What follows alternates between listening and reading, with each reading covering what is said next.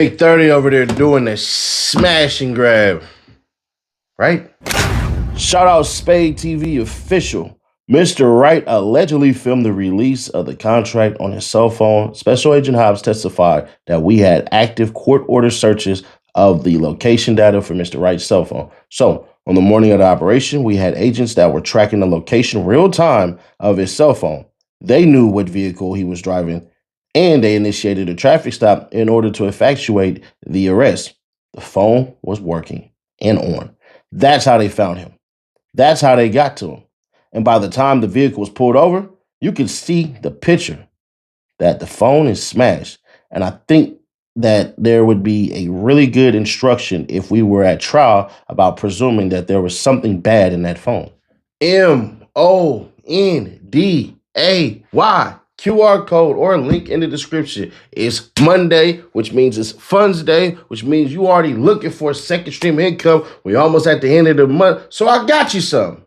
Hit that QR code or tap that link in the description. That's free cash, Seti Nash, $5 in your account as soon as you put it there. That's going to add to your amount, and we got y'all. Free cash, Seti Nash. Check the reviews before you do. Number 2 in Apple, number 3 on the Google Play Store for a reason. Let's get back to the content. So I'm going to ask you guys before we start, there is a 175-page document. I could just read the whole thing and let y'all just have at it. It has some very crazy things that were said, that were done in that courtroom. And boy, it's going to go mega viral tomorrow. So I can just read the whole thing for y'all, or we can break it up into pieces and get out the best stuff. But we're going to drop that tomorrow for y'all. Another YouTuber beat me to it. Shout out to them. But boy, they had that come out. They actually had where Pooh Shiesty's dad basically admits, like, bruh, yeah, I already knew y'all was on me, all of this stuff and everything like that, because Pooh Shiesty had been arrested days before. See, the feds are so damn sloppy and so damn dumb that they didn't realize, we're talking to people every day. Not me, but people have conversations with certain individuals every day. Pooh Shiesty and his pops talked almost every single day. So you think 2 days without talking to your son and possibly some illicit happening that, bruh, you wouldn't be caught up with none of this shit? Yeah, no. Now, here's the funnier part for the feds. Y'all have a lot of sifting through to do? Or y'all might have been, not giving a damn and you don't have nothing. See, when they put out that, oh, there was a video and all of this crap and everything, and I'm like, bruh, the video does exist. That whole entire investigation and shit, that was already launched. So I don't want nobody, oh, man, you told the fans, yeah, you told your fans, yeah. Like, bruh, you think they don't know shit? They tell you all the time, the feds know everything. But the feds can't find shit because it's gone. Now, if they happen to find it, it's only because people are stupid. Just like in the Lil Durk case, right? Where they like, oh, we gonna search Lil Durk's iCloud for so much shit and found nothing. It's part of the reason why Lil Durk's coming home. Free Lil Schmirk. Hey, free Lil Durk. But on a whole serious note, man, we gonna see. Because there's nothing more disappointing, more dumber than these people who try to break the law, act smarter than the law, and then at the end of the day, not expect the law to happen. Now, some of you people who are still Gucci Mane fans are still saying, see, Fetty Nath, Gucci Mane ain't wrong for telling the police on Pooh Shiesty. You're wrong. Pooh Shiesty in his own right had no other way of doing shit. Charlemagne. Oh, you wouldn't see somebody else do that to a black exec. Just saying, but I think at some point, fuck the street code. Listen, you know me. I'm not in the street, so I'm always like a businessman, man. And here's the thing. And this is all alleged. I don't know if Pooh Shiesty did any of this, right? I'm just going off the stories I heard. I know that Pooh Shiesty wouldn't do that to a white man.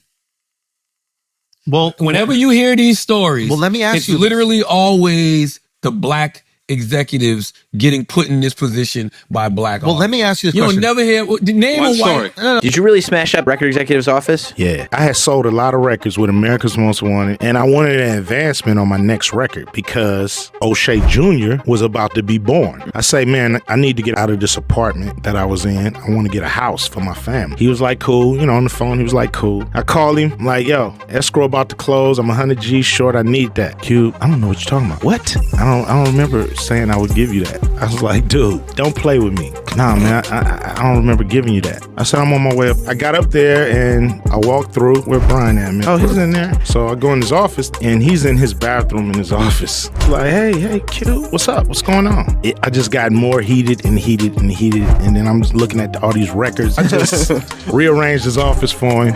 Come on, man. Dude, what? The TV? Come on, Q. The other owner. And he's like, Q, call me tomorrow, man, please. He wrote me the check for 100 G's. I got my house. And when I went back up there, though, they had bulletproof glass. What about back in the day? Hold on. Let Which me ask. one? Suge Knight and who's the guy who did the Vanilla Ice was Yeah. an artist. I ain't talking about him. I'm talking about the executive. Well- ain't no artist running down on the white executive. Well, the question I have is, because we can't look at it, it's only happening to other black people, but is there security in that, knowing that he's not going to snitch or he's not going to involve the authorities, right? Because they have the same street code. Whereas, like, would Pooh do it to? I don't even think, if this is true, I don't even think Pooh was thinking like that. I think Pooh was just literally a person whose mentality is still that of The street. The street. So But this Pooh is would how never- I know how to handle But situations. Pooh would never do it to you because he knows that you're not going to abide by the street code. So regardless, I don't believe that. I don't believe he would. Really? No, I don't believe that at all. I thought you were positing the theory that it's black artists do it to black executives. They wouldn't do it to white executives. I've never seen them do it to a white executive. Well, white executives out here with the same contracts. Who do you think the black executive is learning it from? Yeah, And but- by the way, I don't even know if his contract was bad. I'm just saying that there are standard recording contracts. You ain't never. I've heard stories of people running down on Andre Harrell. I've heard stories of people running down, of course, on Diddy. I've heard stories of people running down on Eazy-E. But But you ain't never heard stories. Clive Davis got run down on by. But Who? we're not going to keep I it don't wanna street, say, is but- my point. Oh, I want to know. I don't know. We bleep it. Who? Lisa Left Eye Lopez, apparently, she claims. Lisa ran down on Clive? Yeah. But that's not. See what I'm saying? I'm not saying that that's not. With the crew. Oh, she had guys with her? Charlemagne, you forget last year Gucci Mane put out a song and said he ain't ratting, he ain't telling. And Gucci Mane is known for robbing people. So in my small brain that doesn't work as well as yours does, I never heard a white executive ever say he's a blood, he's a gang member, he's smoking on people, he's shooting people, and that he's a street dude and all of this shit and everything in his raps and in his songs. And then we know him for only doing illicit, illegal shit. I never known a record exec that was white who had gang charges stemming from the freaking state penitentiary to the federal penitentiary. I did not know. So if you want to compare apples to apples, do it that way. See, those white executives, they don't live under the code of the streets. That's what Gucci Mane do. But you know what the white execs don't do? They wouldn't have put themselves in that situation. See, white execs ain't meeting you in the studio with all your local buddies.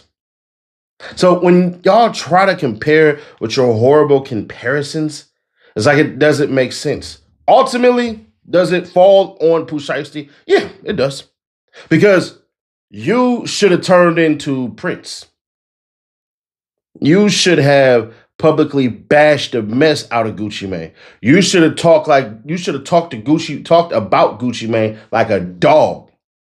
You should have basically made people run to Gucci Mane's page and leave so many comments he would have had to delete it and say, hell no, we're not doing none of that.